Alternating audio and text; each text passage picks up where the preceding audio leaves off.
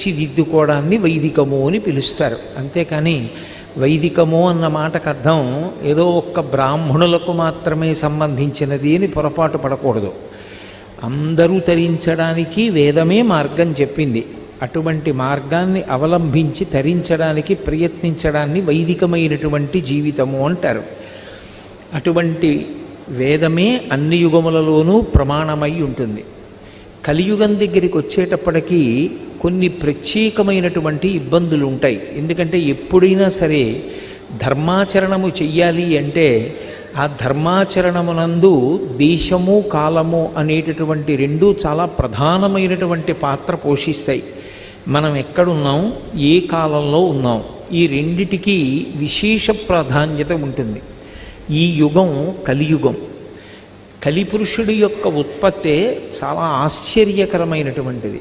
నేను దాని గురించి ఎంత తక్కువ ప్రస్తావన చేస్తే అంత మంచిది.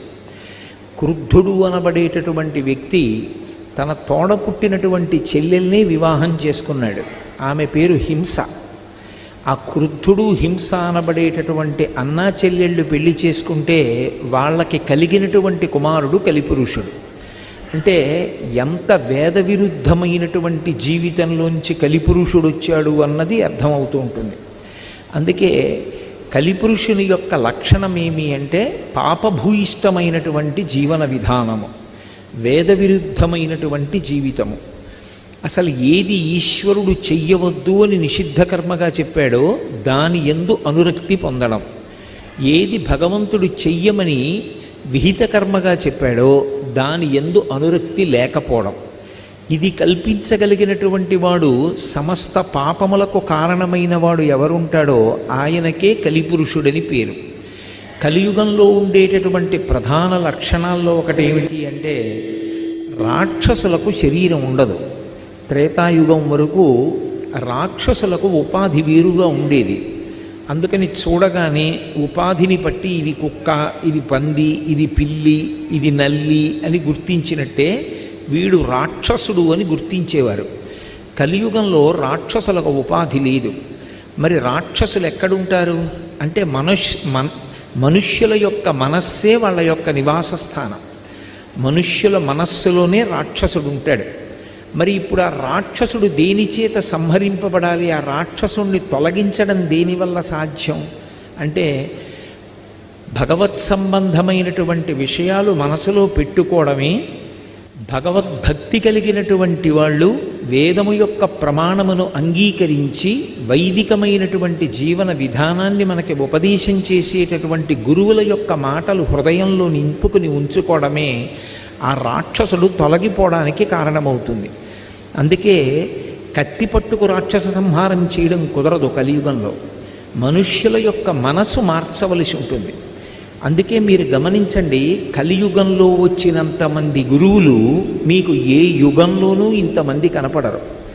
రామకృష్ణ పరమహంస, స్వామి వివేకానందుడు, అలాగే భగవాన్ రమణులు, కామకోటి పీఠాన్ని అధివసించినటువంటి మహాపురుషులు చంద్రశేఖరీంద్ర సరస్వతి మహాస్వామి, శృంగగిరి పీఠాన్ని అధివసించినటువంటి విద్యారణ్యులు చంద్రశేఖర భారతీ మహాస్వామి, అభినవ విద్యాతీర్థ మహాస్వామి, ఉగ్రనరసింహ భారతీ మహాస్వామి, అలాగే ఎందరో పెద్దలు ఈ లోకంలో అవతార స్వీకారం చేశారు.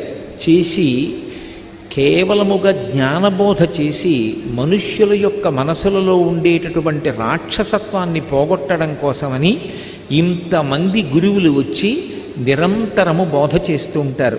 ఇందులో అసలు ఎప్పుడో ఎక్కడో ఒక వటవృక్షం కింద కూర్చుని తాను చిన్ముద్ర పడితే సనకసనందనాది మహర్షులకు తప్ప ఆ మౌన వ్యాఖ్య ఇతరులకు అర్థం కాదని శంభోర్మూర్తిశ్చరతి భువనే శంకరాచార్య రూప త్యక్వా మౌనం వటవిటపినో మూలతో నిష్పతంతి. ఆ వటవృక్షం కింద కూర్చుని తాను చిన్ముద్ర పడితే కొంతమందికి మాత్రమే అర్థమవుతుందని తాను ఈ దేశమంతటా సంచారం చేసి వేదము యొక్క ధర్మాన్ని లోకానికంతటికీ ప్రచారం చేయడం కోసమని తాను సన్యాసాశ్రమ స్వీకారం చేస్తే ఒక చోట ఉండవలసిన అవసరం లేకుండా పాదచారి అయి భారతదేశమంతటా పర్యటించడానికి అవకాశం ఆశ్రమధర్మంగా దొరుకుతుందని తాను చిన్నతనంలో సన్యసించి భారతదేశమంతటా పాదచారి అయి పర్యటించి వేదము యొక్క ప్రమాణాన్ని, వేదాంతర్గతమైనటువంటి అద్వైత సిద్ధాంతాన్ని, భక్తితో కూడినటువంటి కర్మాచరణము యొక్క ప్రాధాన్యాన్ని, షణ్మత స్థాపనాచార్యులై పంచాయతన పూజా విధానాన్ని ప్రవేశపెట్టి ఎన్నో స్తోత్రములను మనకు అందించి, కైలాసం నుంచి 5 శివలింగాలు తీసుకొచ్చి భారతదేశంలో ప్రతిష్ఠించి, సౌందర్యలహరి వంటి స్తోత్రాన్ని అమ్మవారి దగ్గర నుండి తీసుకొచ్చి మనకు అనుగ్రహించి, ఎన్నో దేవాలయాలకి కుంభాభిషేకాలు చేసి, శ్రీచక్ర ప్రతిష్ఠ చేసి, ప్రాతస్మరామి స్తోత్రం దగ్గర నుంచి ప్రస్థానత్రయమైనటువంటి భగవద్గీత, ఉపనిషత్తులు, బ్రహ్మసూత్రములకు వ్యాఖ్యానమిచ్చి భారతదేశాన్ని వైదికమైనటువంటి మార్గంలో ప్రయాణింపచేయడమే కాకుండా అవైదికమైనటువంటి వాదనలు మళ్ళీ ఈ దేశంలో ప్రబలకూడదని తూర్పున జగన్నాథులో గోవర్ధన పీఠము, పడమర ద్వారకలో కాళికాపీఠము, ఉత్తరమున బదరికాశ్రములో జ్యోతిపీఠము, దక్షిణమున శృంగగిరిలో శారదాపీఠం ఉంచి కామకోటి మఠాధిపతులై ఈ దేశాన్ని ఉద్ధరించినటువంటి మహాపురుషులు శంకర భగవత్పాదులు. అలా ఎందరో గురువులు అనుగ్రహిస్తూనే ఉన్నారు, వస్తూనే ఉన్నారు, జ్ఞానబోధ చేస్తూనే ఉన్నారు. దానికి కారణం కలియుగంలో మనుష్యుని యొక్క మనస్సులో ఆ రాక్షసులు కూర్చుని ఉండడం, మనుష్యుణ్ణి సంహరించడం సాధ్యం కాదు కాబట్టి ఆ రాక్షసుల్ని తొలగించేటటువంటి ప్రయత్నం చెయ్యడం. కలియుగం యొక్క ప్రభావం ఎలా ఉంటుంది, కలియుగంలో ఉండేటటువంటి లక్షణాలు ఎలా ఉంటాయి, ఈ విషయాల్ని మనకి ప్రధానంగా భాగవతం చెప్పింది. మహాభారతంలో ఆరణ్య పర్వంలో ధర్మరాజు గారిని కలుసుకొని అక్షహృదయాన్ని ఉపదేశం చేసేటటువంటి సమయంలో బృహదశ్వుడు అనబడేటటువంటి మహర్షి కలియుగ లక్షణాల్ని కలియుగం ఎలా ఉంటుంది అనేటటువంటి విషయాల్ని బోధ చేశాడు. ద్వాపరయుగం పూర్తయి కలియుగం ప్రారంభమైంది. పరీక్షిన్ మహారాజు గారు ధర్మరాజు గారి యొక్క మనవడు పట్టాభిషేకం చేసుకుని రాజ్యాన్ని పరిపాలన చేస్తున్నాడు. కురుజంగాల దేశము అనబడేటటువంటి ప్రాంతంలో కలిపురుషుడు ప్రవేశించాడు అని వార్త వచ్చింది. కలిపురుషుడు ప్రవేశిస్తే ధర్మము నశించిపోయి లోకమంతటా అధర్మము ప్రబలిపోతుంది. ధర్మము అంటే ఏది వేదము చేత చెప్పబడిందో అది మాత్రమే ధర్మము. ధర్మము ఇది అని చెప్పడానికి అధికారము ఎవ్వరికీ లేదు లోకంలో. ఇది ధర్మము అని చెప్పాలంటే దానికి అధికారమున్నది వేదమొక్కటే. ధర్మమును చెప్పడానికి అధికారం ఎవరు? కేవలము వేదమొక్కటే. వేదమునకు వినా ధర్మము ఇది అని చెప్పేటటువంటి అధికారము ఎవ్వరికీ లేదు. ఆ ధర్మం ముందు తెలుసుకోవాలి. అందుకే శంకర భగవత్పాదులు అవతార పరిసమాప్తి చేస్తూ వేదో నిత్యమధీయతాం తదుదితం కర్మస్వనుష్ఠీయతాం అంటారు. ప్రతిరోజు వేదమంత్రాలు వినండి. వేదంలో ఏం చెప్పబడిందో దాన్నే అనుష్ఠానం చెయ్యండి. మా చెవులు మంచి మాటలు వినుగాక, మా కన్నులు మంచి విషయములను మాత్రమే చూడుగాక, మా శరీరమును ఆవహించినటువంటి దేవతలు మా చేత సత్కర్మలను చేయించెదరుగాక అని ఎప్పుడూ కూడా వేదము చేత చెప్పబడినటువంటిది ఏది ఉన్నదో తదుదితం కర్మస్వనుష్ఠీయతాం, వేదం ఎలా చెప్పిందో అలాగే కర్మ చెయ్యి. శంకర భగవత్పాదాచార్య స్వామి వారి యొక్క అవతార పరిసమాప్తిలో ఆయన ఈ దేశానికంతటికీ ఇచ్చినటువంటి సందేశం అదే. అటువంటి ధర్మము తెలుసుకోవడం ఒకెత్తు, అనుష్ఠాన పర్యంతంలోకి తెచ్చుకోవడం ఒకెత్తు. ధ్రియతేవా జనైరితి ధర్మం అంటుంది అమరకోశం.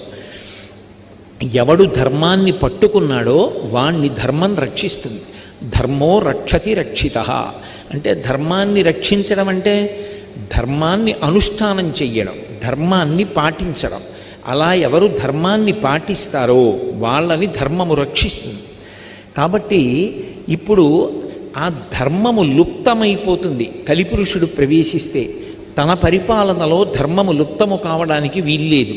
శ్రీకృష్ణ పరమాత్మ యొక్క సహాయంతో నా తాతలైనటువంటి ధర్మరాజాదులు, పాండవులు 5 ఎంతో ధర్మాన్ని ఈ లోకంలో స్థాపించారు, నిర్వహించారు.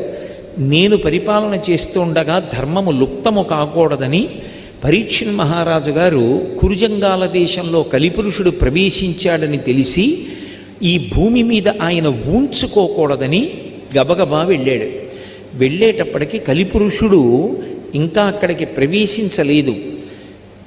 పుట్టినటువంటి దూడ దక్కక లేదా దూడ పక్కన లేక దూడ కోసం ఆక్రోశిస్తున్నటువంటి ఆవు ఎలా ఉంటుందో అలా ఆక్రోశిస్తూ కన్నుల వెంట నీరు కారుస్తూ బక్క చిక్కిపోయి పరివేదనతో కూడినటువంటి హృదయంతో ఈ భూమాత గోరూపాన్ని ధరించి కనపడింది.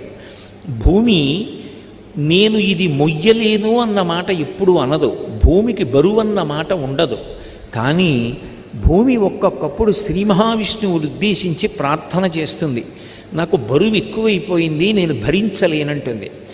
ఏది భరించలేదు భూమి అంటే, భూమి భరించలేనిది ఏది అంటే పాపభూయిష్టమైనటువంటి జీవన విధానాన్ని భరించదు. ఏది పాపము? వేద విరుద్ధమైన జీవనమే పాపము. అటువంటి జీవనం పెరిగిపోతుంటే రోజు రోజుకి భూమి భరించలేక గోరూపాన్ని పొందుతుంది. అందుకే మీరు ఎప్పుడైనా పౌరాణిక వాంగ్మయాన్ని పరిశీలించండి, భూమి బాధపడితే భూరూపంతోటో భూకాంత రూపంతోటో విష్ణువుతో మాట్లాడదు. స్థితికారుడైన విష్ణువుతో మాట్లాడేటప్పుడు గోరూపాన్ని ధరిస్తుంది. ఎందుకంటే గోరూపంతో ఆక్రోశిస్తే పరమాత్మ వెంటనే జోక్యం చేసుకుంటారు. ఆమె గోరూపాన్ని ధరించింది. ధర్మము వృషభ రూపాన్ని ధరించింది. అందుకే పరమశివుడు వృషభవాహనారూఢుడై వెడుతున్నాడు అంటాం. ఆయన వృషభవాహనారూఢుడై వెడుతున్నాడు అన్న మాటకు అర్థం 4 పాదములు కలిగినటువంటి ధర్మాన్ని అధిరోహించి పరమశివుడు తిరుగుతూ ఉంటాడు. ఆయన ధర్మపక్షపాతి. అందుకే రుద్రుడు అని ఆయనకు ఒక పేరు. రుత్యా ధర్మాన్ అవలోకయతి ప్రపయతివా అని. వేదముల చేత ధర్మాన్ని తెలియచేసి ఆ ధర్మమునందు మనకి అనురక్తి కలిగేటట్టుగా చేసేవాడెవరో ఆయనకి రుద్రుడని పేరు. ఆయన వాహనమే నందీశ్వరుడు. నందీశ్వరుడు వృషభము. వృషభము అంటే ధర్మము. అది 4 పాదములతో ఉంటుంది. అటువంటి ఎద్దు ఒక్క కాలుతోటే నడుస్తోంది, 3 కాళ్ళు లేవు. 3 కాళ్ళు లేనటువంటి ఎద్దు ధర్మానికి ప్రతీక. ఏడుస్తున్నటువంటి ఆవు భూమికి ప్రతీక. భూమికి ప్రతీక అని నేను అన్నప్పుడు ఏదో ప్రాతినిధ్యం వహించింది అని అర్థం చేసుకోకూడదు. భూమి గోరూపాన్ని ధరించింది, ధర్మము వృషభ రూపాన్ని ధరించింది. ధరించి ఆ భూదేవి ఏడుస్తూ కనపడింది. అప్పుడు ఆ వృషభం అడిగింది, అంటే ధర్మం అడిగింది, ఏమమ్మా ఏడుస్తున్నావు, ఎందుచేత బాధ కలిగింది తల్లి నీకు అని అడుగుతూ కొన్ని ప్రశ్నలు వేసింది. ఆ ప్రశ్నలు వేస్తూ అందులో అడిగింది, మఖములు లేమి ఇక మీద అమర్చులకు మఖభాగంబులు లేక మానునని కుందెదవో, పుత్రులను తల్లిదండ్రులు బ్రోవరనియో, రమణుల రక్షింపరనియో, భారతి కుజనుల ప్రాపించుననియో, సద్విప్రులు రాజుల సేవింతురనియో, హీనవంశజాతులు పరిపాలనము చేతురనియో, కులిశ హస్తుండు వర్షములు కురియింపనందున ప్రజలు దుఃఖముల ములుగుదురనియో, లేక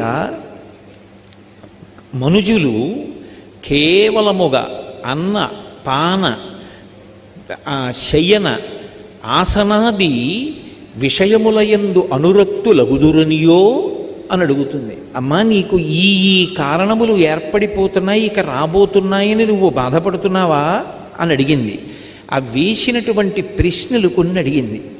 ఏమిటా ప్రశ్నలు అంటే, అది అడిగినది ధర్మం. ధర్మరూపంలో ఉన్న ఎద్దు అడుగుతోంది.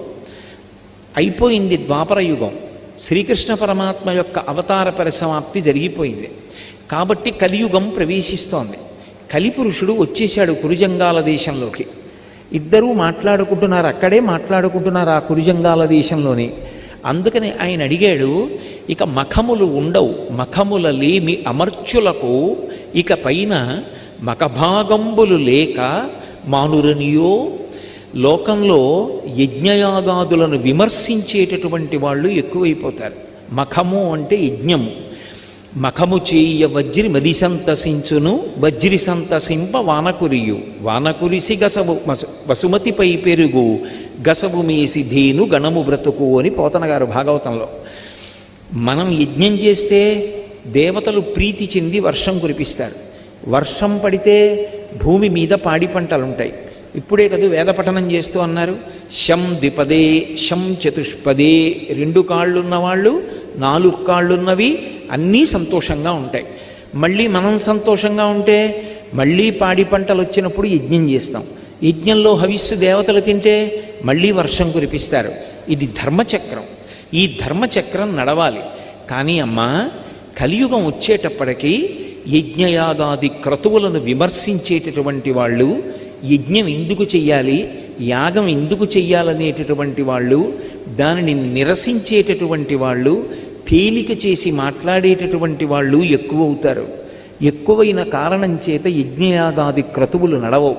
అసలు సనాతన ధర్మానికి ప్రాణమంతా ఎక్కడ ఉంది అంటే అగ్ని ఆరాధన యందు ఉంది. అసలు ప్రారంభ మంత్రమే వేదంలో అగ్నితో ఉంటుంది.